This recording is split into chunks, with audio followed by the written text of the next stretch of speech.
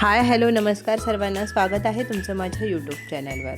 तर चला, आज आपण करणार आहोत शिल्लक राहिलेल्या भातापासून एक चटपटीत असा पदार्थ। तर चला सुरुवात करूया। त्यासाठी हे बघा, एक पातेलं गरम करायला ठेवायचं आहे, त्यावर पाणी असं उकळून द्यायचं आहे आणि त्यामध्ये साधारणतः 10 मी थोडासाच भात माझा राहिलेला आहे म्हणून मी 10 ते 12 अशा मोठ्या सोयाबीन वडी आहेत ती टाकलेली आहे भिजायला।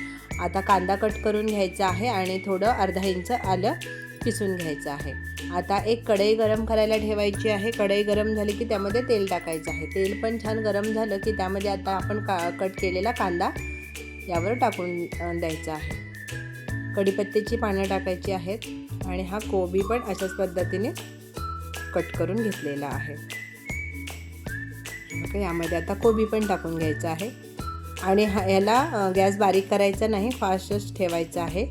आणि अद्रक पण त्याही बरोबर टाकलेला आहे। आता कांदा, अद्रक आणि कोबी आणि हे सोयाबीन असं एकत्र केलेलं आहे आणि मोठ्या गॅसवर हे परतायचं आहे।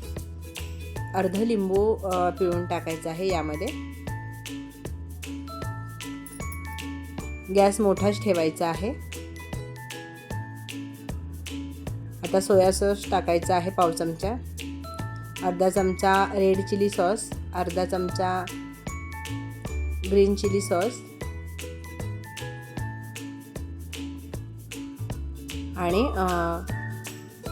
हा शेजवान चटणी टाकायची आहे 1 चमचा। आता व्यवस्थित असं सगळं मिक्स करून घ्यायचं आहे। थोडासा चाट मसाला टाकलेला आहे पाव चमचा। आता हे बघा सगळं मिक्स करायचं आहे आणि हा उरलेला भात आहे तो फोडून घ्यायचा आहे, मोकळा करून घ्यायचा आहे आणि याच्यावर टाकून घेऊयात। चवीला खूप छान लागतो। न खाणारे शिळा भात जो म्हणतील ना खात नाही, मला नको, तर त्यांना असा भात करून त्या नक्की हे खातील। त्यांना वाटणार पण नाही ह्याच्यामध्ये शिळा भात टाकलेला आहे म्हणून।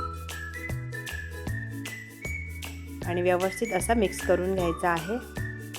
तर बघा, हे बघा किती छान झालेलं आहे। 1-2 मिनटं वाफवून घ्यायचा आहे व्यवस्थित आणि झालेला आहे रेडी। तर चला, माझे जर व्हिडिओ आवडत असेल तर लाईक, शेअर, सबस्क्राईब नक्की करा। तर चला, वेळात वेळ काढून माझा व्हिडिओ पाहिलात त्याबद्दल मनापासून धन्यवाद। उद्या भेटू आपण एखाद्या नवीन रेसिपीसोबत, नवीन व्हिडिओसोबत दुपारी ठीक 3 वाजता। तोवर धन्यवाद।